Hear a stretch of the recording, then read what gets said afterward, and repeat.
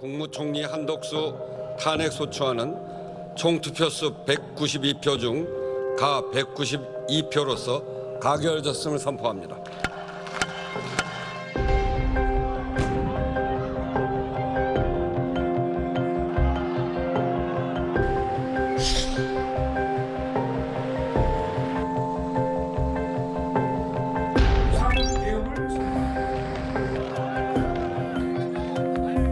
저는 대통령님이 어떤 계획을 갖고 계신지 사전에 알지 못하였고 대통령이 다시 생각하시도록 최선을 다해 설득하였으며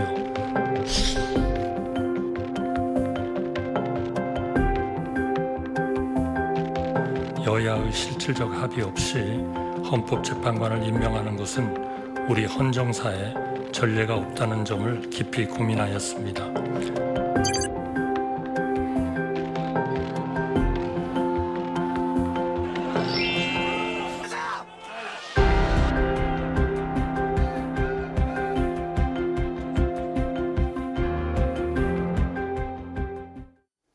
네, 월요일 날 한덕수 국무총리에 대한 그 탄핵 선고가 지금 예정돼 있죠. 비상계엄과 관련해서 어찌 보면 첫 사법적 판단이 나온다라고도 볼 수 있는데 이게 윤석열 대통령 사건에 어떤 시사점을 줄지 법적 쟁점 한번 짚어보겠습니다. 그리고 또 오늘 오전에 영장실질심사가 있었죠. 대통령 경호처의 김성훈 차장 그리고 이광호 부장 여기에 대한 소식도 함께 전해드리겠습니다. 손정희의 변호사 스튜디오에 나와주셨는데요. 어서 오십시오. 안녕하세요. 예.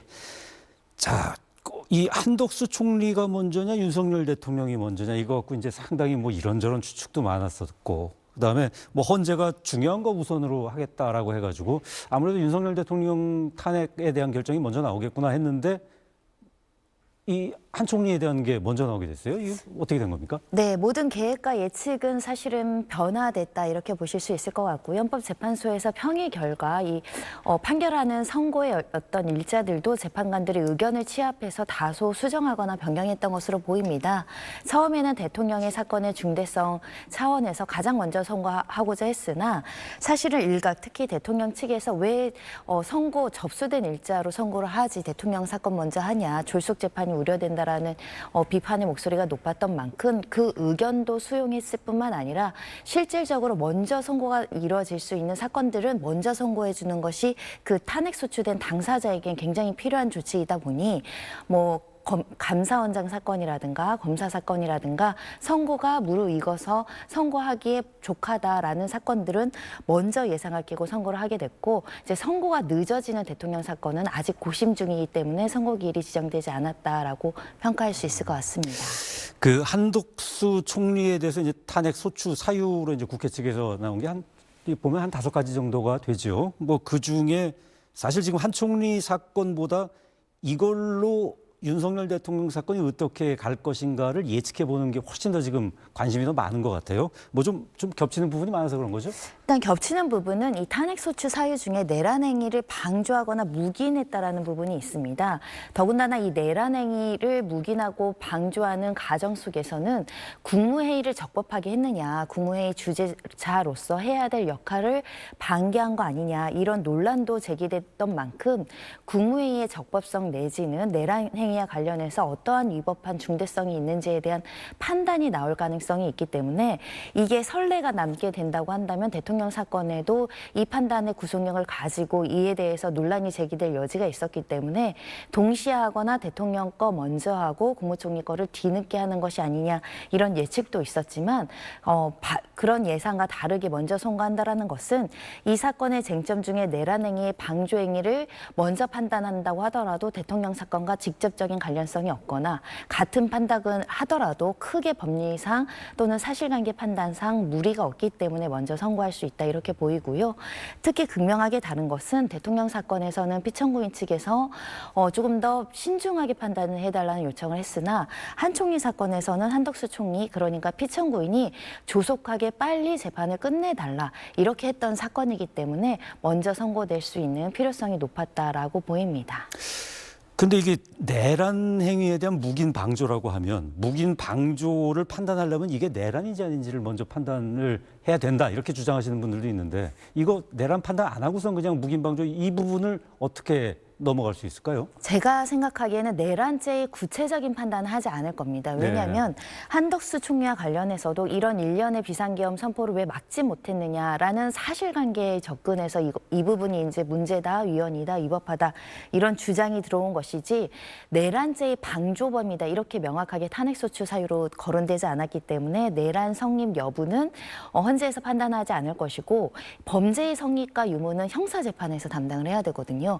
그런데 헌법재판소에서 유무죄 판단을 미리 해버리면 이게 선결적인 판결이 되기 때문에 형사재판에 굉장히 영향을 줄 가능성이 있습니다. 부적절하다는 지적이 있기 때문에 내란죄의 성립 여부는 명시적으로 판단 안 할 것이고 그리고 나아가서 이 한덕수 국무총리가 만약에 내란죄의 공범 내지 종범이다라고 했으면 지금 피의자 신분으로 수사를 받거나 구속이 돼야지 마땅한 사안이잖아요. 그런 만큼 지금 사유 중에 왜 비상계엄을 그 자리에 있으면서 못 막았냐 하지만 또 적극적으로 우리는 반대를 했거나 막으려고 했었다라는 진술이 있는 상황이기 때문에 이 역시 주장은 나오지만 헌법재판소에서 명시적으로 방조했다라고 보기에는 근거가 부족하다는 판단이 나올 것이 예상되는 상황입니다. 손 변호사님은 이 내란 묵인 방조 이 부분에 대해서는 뭐 이 헌재가 좀 기각 결정을 그 부분에 대해서는 기각 결정을 내릴 것 같다는 말씀이신 거죠? 네, 사실관계가 인정되기 어려운 것이요. 방조라는 건 비상계엄과 이런 내란 행위에 대한 도움을 줬어야 됩니다. 근데 구체적으로 어떤 도움을 줬는가를 물어봤을 때 명확히 답을 할 수 없다는 건 사실관계 자체가 성립하기 어려워 보입니다. 한덕수 국무총리도 앞서 그 변론 기일 날 이 비상계엄에 대한 어떤 뭐 방조, 묵인 이런 거를 비롯해가지고 국회가 아까도 말씀드렸듯이 5가지 소추 사유를 이제 제시했는데 이걸 모두 부인했습니다. 당시 발언 잠깐 들어보겠습니다. 국회가 제기한 내란 동조, 묵인, 방조 주장에 대하여 저는 대통령님이 어떤 계획을 갖고 계신지 사전에 알지 못하였고 대통령이 다시 생각하시도록 최선을 다해 설득하였으며 군 동원에도 일체 관여한 사실이 없음을 다시 한번 분명히 말씀드리고 싶습니다. 대통령님을 잘 보조하여 어려운 대내외 상황을 극복해 나가고자 하였으나 대통령님이 다른 선택을 하시도록 설득하지 못했습니다. 네, 한 총리 사건 뭐 기각 인용 뭐 지금 손 변호사님은 기각 쪽이 좀 더 이 가능성이 커 보이지 않느냐라고 말씀하셨는데 요거 말고 또 제3의 변수 그러니까 각하라는 게 하나가 더 있는 것 같아요. 특히 이제 이 한덕수 총리를 탄핵 소추 의결을 할 때 그 이제 총리 기준으로 151명 이상으로 이제 했는데 이거 지금 국민의힘 쪽에서는 이 권한 대행인 만큼 대통령에 준하는 200명 이상으로 해야 되는 거 아니냐. 뭐 이제 이런 주장도 나오고 있어요. 그러면 만약에 헌법재판소에서 이 부분을 200명으로 맞춘다고 한다면은 각하 결정이 나올 수도 있겠네요. 탄핵 소추 자체가 위법하니까 소추행위의 부적합 사유로 소송 요건이 결여됐다라는 각하 판단도 일부 소수 의견으로 개진될 가능성은 있지만 다수 의견으로 이것이 각하 최종적인 결정이 나올지는 좀 가능성이 아주 많지는 않지만 가능성은 있을 수는 있습니다. 즉 이 사건 같은 경우는 권한대행에 대한 탄핵 소추 사건은 헌정사상 처음인 사건이다 보니 헌재에서도 이 지금 권한대행에 대한 탄핵 소추는 직계 방점을 두면 사실은 국무총리이기 때문에 가반수 결의로 충분하지만 권한대행이라는 실질적인 업무를 생각하며 업무는 대통령에 대한 업무니까 3분의 1을 충족을 해야 된다는 결론에 이르게 되거든요. 그런 만큼 굉장히 중요한 어떤 판단이 나온다 이렇게 말씀드릴 여지가 있지만 지금 탄핵소추 사유도 권한대행과 그 국무총리의 직을 했을 때의 사유가 다 포함되어 있거든요. 그러니까 만약에 전체가 각하되려고 한다면 대통령의 어떤 권한을 권한대행으로 했을 경우는 전체 각하 가능성도 있지만 국무총리 직을 수행하면서 국무총리에 대해서 이제 위반 행위가 있다라고 소추했다라고 한다면 요 부분은 또 이제 의결 정축조가 충족된 측면이 있어서 전체 행위로 각하가 나올지는 좀 지켜봐야 될 것 같지만 만약에 각하라는 것이 나온다면 국회의 소추 자체가 불성립할 정도로 하자가 중대하다는 것이기 때문에 쟁점으로 다스려질 가능성도 높은 사안입니다. 그럼 이게 그 소추 사유로 국회가 제기한 5가지 이 사유 중에 어떤 것이 권한대행 시절에 이루어진 일이고 어떤 것이 총리 시절에 이루어진 일이다. 이것까지 따져봐야 된다는 말씀이신가요? 직에 방점을 둘지 행위에 방점을 둘지를 이제 분류해서 판단할 수밖에 없는데요. 결국은 권한대행의 어떤 행위로서 탄핵소추가 되는 것이냐, 국무총리 본연의 임무로 탄핵소추가 되느냐의 문제인데, 아까 말씀드린 것처럼 내란 행위를 묵인 방조했다는 것은 권한대행이 되기 전, 그러니까 국무총리직에서 수행했던 업무의 그렇죠. 성격을 가지고 탄핵소추한 것이거든요. 그렇다고 한다면 이 내란 행위와 관련한 탄핵소추 행위는 국무총리가 국무총리로서 한 행위에 대한 탄핵소추이기 때문에 그 의결은 또 가반수가 맞습니다. 그러고 보면 좀 혐의가 섞여 있는 것 같아요. 뭐 이렇게 이거 헌법재판관 3명 임명 안 한 거는 또 권한대행 때 이 사유고 이거 그 헌법재판소도 상당히 헷갈릴 것 같은 느낌은 드는데요. 그래서 사실은 굉장히 법조계에서도 학자마다 이게 지금 섞여 있는 상황에서 국무총리와 대통령이 어떤 것들을 의결 종수를 해야 될지 좀 의견이 분분한 사항입니다. 그래서 최종적으로는 헌재의 결정에서 최초로 이런 사안에 대한 의결 종수 판단이 나온다. 그래서 이렇게 업무 행위별로 분리할지, 직에 따라서 분리할지, 아니면 가장 가중된 대통령 직무를 수행하는 권한대행으로서의 탄핵소추니까 가장 그 피청구인에게 유리하게 3분의 1로 해야 된다는 결정이 날지, 그 부분 관련해서 굉장히 주목되고 있습니다. 여기에서 이제 더 나가서 이제 그런 주장까지 하시는 분들이 계세요. 그러니까 이게 만약에 의결 정족수 문제로 그냥 아예 소송 불성립으로 해서 각하가 되는 경우에 그 이 최상목 대행, 그러니까 그 이 한덕수 대행의 대행인 거죠. 이분이 한 모든 행위가 다 이제 이 무효가 될 수 있다. 그래서 지금 헌재의 재판관 임명한 그 이 두 분, 조한창, 정계선 이 재판관이죠. 이분들 임명도 무효가 되고, 그다음에 뭐 그 사이에 9차례 거부권을 행사를 했는데 이것도 무효가 되고, 하여튼 모든 최상목 대행이 한 모든 국정행위는 무효가 된다라고 주장하시는 분도 있어요. 이거 어떻게 되는 겁니까? 뭐 그럴 가능성과 그런 학설, 그런 해석이 불가능한 것은 아니지만 제 개인적으로는 이 논란은 결국 행정행위의 무효와 취소 논란이거든요. 그러니까 우리 기존의 판례들은 이렇게 주장을 합니다. 어떤 행정행위, 누군가를 임명하는 행위 자체가 무효로 판단하려고 한다 보면, 그러니까 당연 무효라고 주장을 하는데, 이렇게 당연 무효로 평가를 하려면 그 하자가 중대하고 명백해야 됩니다. 근데 제가 아까 말씀드렸지만 의결 종수수가 가반이냐 3분의 1을 가지고도 지금 학자별로 분분하게 의견이 갈리고 있고 여러 가지 해석이 나오고 있으니까 이건 누가 봐도 명백한 하자라고 보기가 좀 어려운 측면인 겁니다. 따져봐야 되는 거죠. 당연 무효까지는 가기 어려울 것 같고요. 특히 행정행위라는 거, 국가가 어떤 행위를 했을 때 그것이 원천적으로 소급 무효되는 것은 법적 안정성을 지대하게 해칩니다. 굉장히 신중하게 판단하기 때문에 그런 가능성이 좀 낮다. 그리고 취소될 수 있는가? 취소해도 소급적으로 이제 없애는 것이니까 그러면 무효라고 판단될 가능성이 있는데, 우리 판례의 기준은 이 처분을 취소할 때 이걸 취소해야 되는 공익적 이유가 굉장히 크고, 이걸 취소당하는 당사자의 사적 이익을 비교 형량했을 때 공익이 지대해야 소급적으로 취소를 해주는 것이거든요.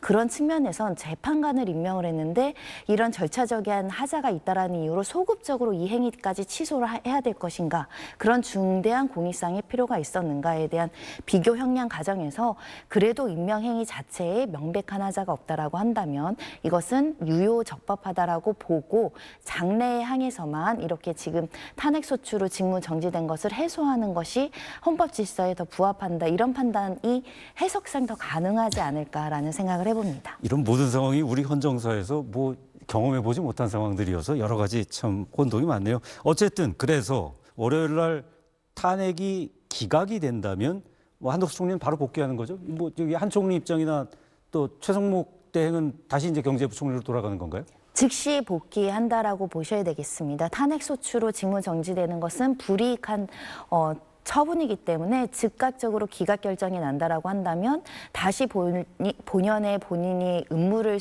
수행하는데 하자가 없는 상태가 되기 때문에 그 직무정지 상태는 즉각 해소된다라고 해석하고 있습니다. 네, 그 뭐 좀 기각될 가능성이 많다라는 게 이제 좀 법조계에서 좀 많은 의견인 것 같은데, 인용이 된다 한다면 아마도 이 부분이 가장 큰 부분일 거다라는 게 이제 그 이 헌법재판관 임명 안 한 문제 있잖아요. 이거 이미 이제 이 최상목 대행이 2명만 하고 마은혁 재판관 임명 안 한 거에 대해서 이미 헌법 위반된다고 이제 이 헌재가 이 결정을 내렸고요. 자, 그 당시 발언 한번 잠깐 듣고 올까요?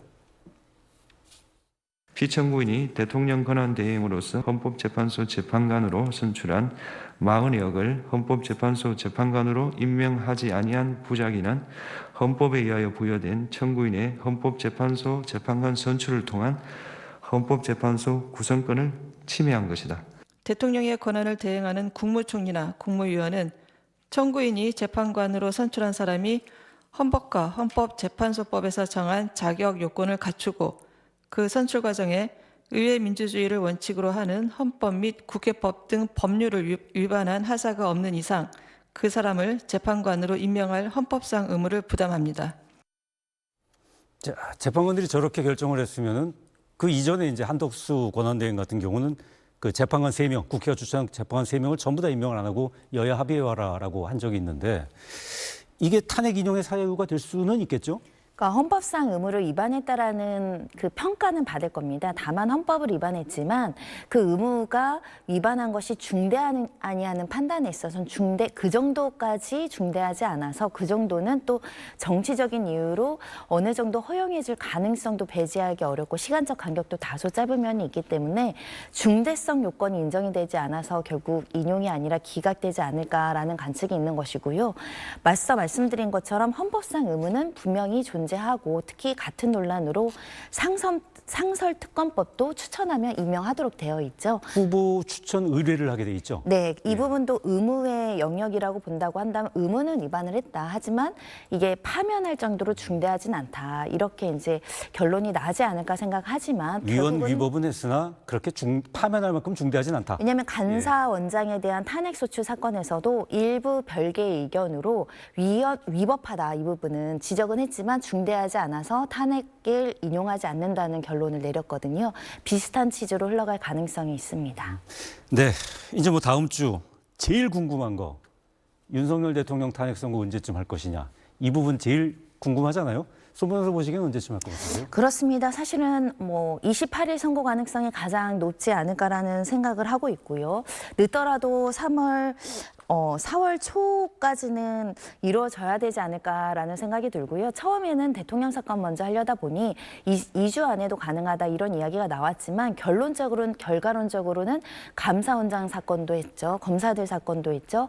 그 과정에서 박성재 법무부 장관 사건 변론기일도 열고 있고 한덕수 총리 거까지 지금 결정문을 쓸 정도로 평의를 하고 회의를 많이 했다는 것은 그만큼 대통령 사건을 집중해서 하지 못했다라는 방증이거든요. 이제는 다른 사람들 거 다 선고했으니 이번 주 그리고 다음 주 초까지 적극적으로 평의와 판결을 하면 다음 주 금요일은 선고되지 않을까 그냥 예측하고 있지만 또 기다려봐야 될 것 같습니다. 뭐 아무리 늦어져도 이 문영배 그다음에 이미선 재판관이 퇴임하는 4월 18일 이전까지는 나겠죠. 그러지 않는다고 한다면 이런 문제에 봉착합니다. 헌법 재판관들의 평의를 주재하고 회의를 주관하고 변론기일의 증거조사에 대해서 적극적으로 지휘권을 행사한 사람이 없이 또 판결해야 되는 문제가 있죠. 이 판결의 신뢰성과 정당성을 높이기 위해서라도 재판관 8인이 모두 재판에 참여한 사람들이 결론을 내리는 것이 헌법 질서에 더 적합하기 때문에 그 전에는 판단을 내리려고 노력하지 않을까 합니다. 네.